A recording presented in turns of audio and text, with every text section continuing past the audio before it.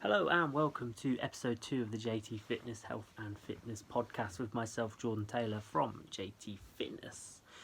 So today I wanted to cover and talk about motivation, how to get some and how to keep it. So obviously in the time where we are right now of lockdown, it can be quite difficult to keep yourself motivated and busy, and sometimes you can actually be too motivated and too busy. Which can actually give you negative effects to your immune system, which is obviously what we want to be boosting. But that's a different topic which we will cover at a different time. So I want to talk a little bit about motivation, mainly to those that maybe haven't got any or are lacking of, or even those that are motivated and sometimes don't get so motivated. So by definition, motivation is a reason to act or behave in a certain way. That's the dictionary one of it. So that's what basically we're trying to achieve. We're trying to gain the motivation to do something, and let's, for this example, use working out, as it's obviously an area I specialise in. So the first things first with motivation, if you've ever had the thought to say work out, try and learn piano, whatever it might be, just go get your feet wet, give it a go, see what takes your fancy. So I mean, even with this podcasting thing, I had the motivation, had the idea to run it. So I've thrown a few episodes out, and here we are. We're on episode 2 already. So again, it's just to try it out and see if you actually like it. Same with lifting. Maybe you just want to give it a go on for a run, go for a bike ride, whatever it may be. Just give it a whirl, get your feet wet. Like I say, you don't need to be spending money on these things. Just do what you can with what you've got. So yeah, just give it a go, see if you like it. If you're not a huge fan, then hey, move on, find something else that maybe takes your fancy. So that's one type of motivation, is just kind of wanting to experiment with something. Another motivation might be, again, stick with fitness, is maybe it's more, it's good for you, but you can't be asked to do it. So again, working out is a prime example of that. Everyone knows that exercise is really good for you, or you should at least know that. But to actually go out there 3 times a week for an hour each session or 45 minutes might be a little bit too far of a stretch of imagination. Like I said, first step, just try it. If you didn't like the sound of it but never tried it, you never know. You actually might love it. You might end up being a PT. Who knows? So just try it out. Even if it is something that is good for you, but you just have no motivation to do it. And that's kind of the subject area that I really want to tap into today with this podcast. So yeah, step 1, get your feet wet. Step 2, do it because it's right. So this is more playing on your moral obligation side of things, is just kind of do it because it is right. So like I said, the exercise thing, if the doctor's told you to do it because you have an underlying health problem and exercise will help, whether that be mental or physical issues, just do it because it's right. Have that in the back of the head, is you just know it's correct, so just go and do it, sort of thing. Now I know that's kind of sounds very pushy, but at the end of the day, you're going to feel really good about yourself because it was the right thing to do, and you've benefited from it. A really good example of this I heard not too long back was a shopping trolley. So you go into Tesco's or wherever, you've done your weekly shop, you put it all in your car, maybe you spent longer than you expected out shopping, and you just dump your shopping trolley on the side of the road. Someone else will do it for you. It's not a great mindset to be in, guys. It literally takes 30 seconds to go dump the trolley, in one of the bays, or God forbid you take it right back to the shop, right? Little wins like that do really add up, okay? So again, just do it because it's right, and make sure and start little. Put the shopping away. Something I often do, not all the time, but often, is make the bed. It's as easy as that. Little wins, they'll add up. It gets that momentum rolling, and all of a sudden you've made a really good, had a really good day, or made really good progress towards something. Your motivation levels are really high. So wake up, make the bed. Easy as that, honestly. So within 2 minutes of waking up, you've ticked something off your checklist. How you're going to feel pretty good about that. Just little tiny things, really small little things. Put your trolley away, make your bed, park the car maybe a little further so you can get a little bit more exercise in. Whatever, just small little goals, and they'll eventually add up, and then that motivation is going to come to you. So if you're waking up feeling a bit meh, feels like today's going to be a bit of a rubbish day, start by making your bed. That might be the biggest thing you accomplish for the day, but at least you gave it a try. Again, you got your foot wet. All right. So for me, motivation really boils down to discipline. So again, you're done to the point now where you've tried it, or you know it's good for you, or you know it's the right thing to do. Now it's time to discipline yourself to do that all the time, or more consistency at least. Okay, so what we're doing is we are telling ourselves that we have to go do it. Sometimes you're not going to want to do it. That's fine. Just reduce how much you actually do. So basically, if you're going to go work out because you know it's good for you, you can't really be bothered, just go in, do the warm-up, whatever warm-up drill you have, then see how you feel. If you still feel rubbish, walk out. If you start to feel like, oh, okay, well, I'm here now, let's crack on, you might end up getting a whole workout in. And then guess what? That's quite a sizable win. You're going to feel really good about yourself for doing that. So it's a nice little circle that we can get ourselves into by just being a bit more disciplined and saying, yes, I know it's good for me, I know I should be doing this, and just starting it. Just start small, and this will build up, okay? So I know it's been a lot of information in the first 5 minutes of this little podcast here. This will be one of the shorter ones, but it's okay. So, step 1, get your feet wet in something you want to try or something you've been told to do. Step 2 is do it because it's the right thing to do. Step 3 is little wins, okay? Those little wins really add up into a bigger one. And then step 4 is discipline. So tell yourself that you must do it, or at least must make an effort to try and doing it, regardless how much that is. Like I said, if you just want to do the workout and you end up just doing the warm-up and walk away, that's absolutely fine. At least you gave it a good crack. Come back tomorrow, try again. So step 5 is make it routine. So again, let's take exercise. So if you wanted to try it, or you've been told and you know it's the right thing to do, you've played around with it a little bit now, so you're starting to do it a bit more. Now it's time to make it part of your day-to-day routine. So this is where PT's come in really handy, because it's almost this is part of the routine now. I have my session at 4 o'clock on a Monday that I have to make every week. I'm paying for it. I've scheduled someone's time to do it. It's going to make you go because, again, it's the right thing to do, or you've paid for it, so there's another motivation. There's no point losing your hard-earned money not turning up to a session that you've obviously booked. So make it routine. So pick, half hour, once or twice a week, and just put that aside for whatever project it is. And again, today we're going to use the emphasis on fitness and workouts. So Monday 4 o'clock is session A, and let's say Wednesday 4 o'clock is session B. You're making that part of your routine now. You're making time to do that as well. I think that's really important in sort of modern life where we are really busy. Not many people nowadays are on that 9 till 5. Everyone kind of works all sorts of hours. They'll work when they get home. They'll wake up early to do extra work. You're setting that time aside for yourself to do something that's going to benefit you, either creatively, say it is the piano that you wanted to learn, or obviously physically, mentally with something like exercise or something along those lines, reading a book, for example. So make it part of your routine, and therefore it does make it a lot easier to stick to.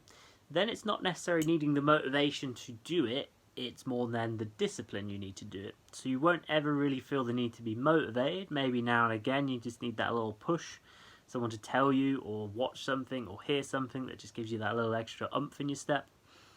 But it's no longer motivation you're after, it's now more after discipline, and that kind of comes with the mental side of things. So next step would be goal setting. So it kind of ties back to the set little wins. We want to be setting small, medium and large or long goals. Kind of work backwards on this one. So what is the long goal? So maybe the long goal, again, we use exercise, is you want to be dropping a stone, okay? Lose a stone body weight. Fantastic. That's a large goal. So that's our large, long-term goal. Now we need to find a medium goal. So to lose a stone, I need to lose half a stone first. Okay, so that's maybe our medium-sized goal. Then our small goal might just be to lose a pound.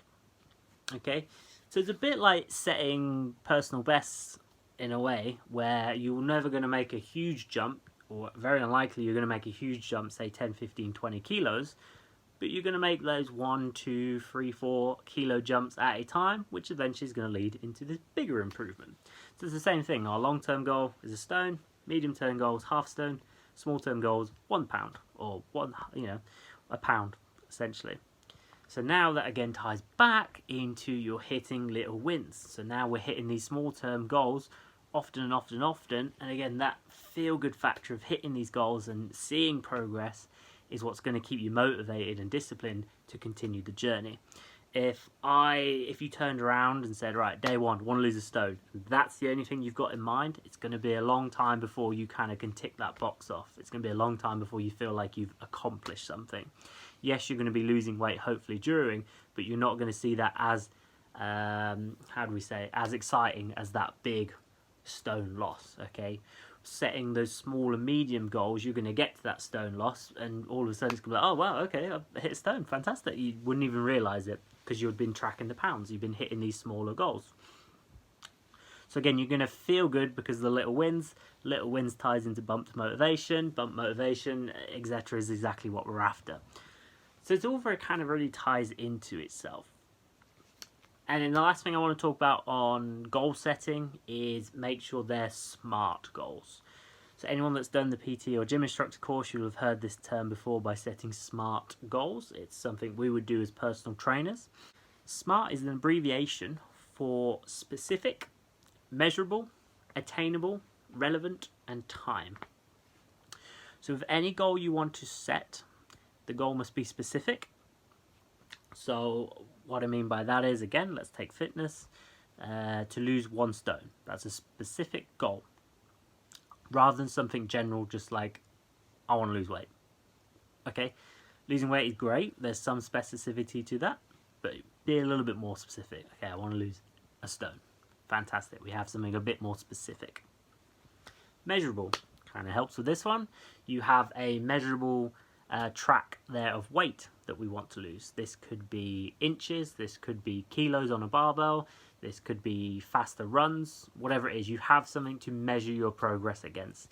Again, if we just go back and be like, I want to be in shape for my trip to Ibiza, okay, there's a little specific, but that's not measurable. What's in shape to you? What differences do we need to change to get you in shape, whatever that might be. So again, I want to lose a stone for my trip to Ibiza. Okay, so it's a bit more specific, and we have a measurable amount now. Attainable. So if this person turned around and said to me, I want to lose 6 stone, yet they only weigh 10 stone, probably not attainable. Could also be another way around where you get someone that is, say, morbidly obese, they want to lose 10 stone in, say, a week. Probably not going to happen. I'm sure you can give it a good push, but probably isn't going to be happen. So make sure your goals are actually kind of realistic and attainable. So don't be shooting for the stars just yet. When we add those little goals, you'll eventually get to where you want to be. Okay, but make sure these SMART goals, like I said, are attainable. So again, 1 stone for most people at any weight is probably an attainable goal. So fantastic. Then keep it relevant. So relevancy is kind of a loose one on this one, because like I said, we've decided that we want to lose a stone for a trip to Ibiza. That's where the relevancy lies. You've booked this trip, let's go after it. If your goal was, say, to read a book, a full book or whatever, when you're setting your short, medium, long-term goals, a long-term goal shouldn't be, I want to be a finance person after reading 1 book. Yes, it is slightly relevant if you read a finance book, I guess. But again, it kind of rolls back to it's not attainable. So the attainable and relevant one kind of pair together. Make sure they are working in conjunction with the goal you're setting. And finally, time. So set a time limit on this. So a really good example of this is in my industry. A lot of people will think January's the crazy time of the year. Everyone's just finished Christmas and New Year, and they're wanting to lose a few of those Christmas pounds that they've put on. January's great, motivation's really high, people want to try it, and as I roll back to the front, people get their foot wet and they start to do it. But unfortunately, again, their goals aren't smart, so they're not specific. They just want to lose some weight. They're not measurable. They're probably not tracking their food. But I think the biggest one is they are not setting a time limit on that goal. I just want to lose a few pounds. That's normally all you get. Or I want to tone up. That's normally all you get. There's no end date on that, and I feel like an end date really pushes the motivation and really pushes the discipline. If you know you've got to be in a certain shape or a certain physical capacity by a certain date, you're going to work hard up to that. You're not going to take as many rest days, or I can catch up tomorrow, or I'll do it next week. There's going to be less and less of that because the comp might only be next week, or your holiday might only be next week. So for us personally, I actually find May to be a really good time for PTs. Not this May, but May's normally a really good time because people have set holidays. That's actually an end date. They have to be in good shape for this date. That really ramps up the discipline and really ramps up their intensity for a lot of people. And I think that's a big one as well for when you are setting goals, is put an end date on it. You will stay much more disciplined sticking to an end date than you would just a general whenever it happens sort of thing. So again, if we take our example that we've been using for the SMART goals, I want to lose a stone for my trip to Ibiza, that's great. Because we have a end date, they're going on holiday on whenever for a holiday, instead of, oh, I just want to lose a stone. Because again, you can track through this. Oh, I've lost a few pounds, oh look, 1 week I lost 2 pounds, great, next week I don't have to do anything. That's probably not the best, and obviously we've then stopped our momentum. We've kind of flatlined a little bit, and right there can be really dangerous as they slip back into old routines. Now they're skipping sessions, now they're skipping meals, or their nutrition's not as good, or their sleep is not as good. So again, we've now set an end date so they know, okay, I've lost this amount of weight, my pounds keep ticking off, and I have a finish date. I know when all this is going to be over and all this is going to be worth it. So, a little bit of a shorter one today, guys, but I do hope that helps. So again, just to recap, get your foot wet, give it a go, see if you enjoy it. Do things because it's the right thing to do, and set those little wins every single day. Okay, get the ball rolling, get motivation going. It doesn't have to be on your specific goal, just do something because it's right. Make your bed, put the trolley away, whatever it might be. Be disciplined with it. Okay, again, kind of ties in with do it because it's right. This is good for you, this is what you want to do, make sure you do it. Make it part of your routine. Set aside some time every week, every 2 weeks, whatever it might be. Like with this podcast, it's every 2 weeks. I'm setting away time every 2 weeks to record and get this out to you guys. With your goal setting, set long-term goals and then work backwards. So for me, goal setting long-term would be to be a high-quality weightlifting coach, get into British weightlifting. So again, how do I get into that? My medium-term goal might be, okay, well, I need to coach someone up to a national level. Fantastic. My short-term goal is just to coach more people in Olympic weightlifting. Okay.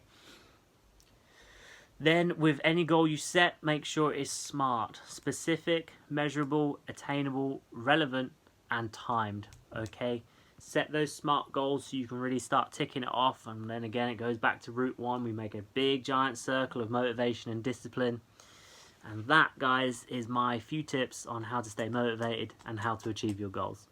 Thank you very much for listening, and see you in the next one.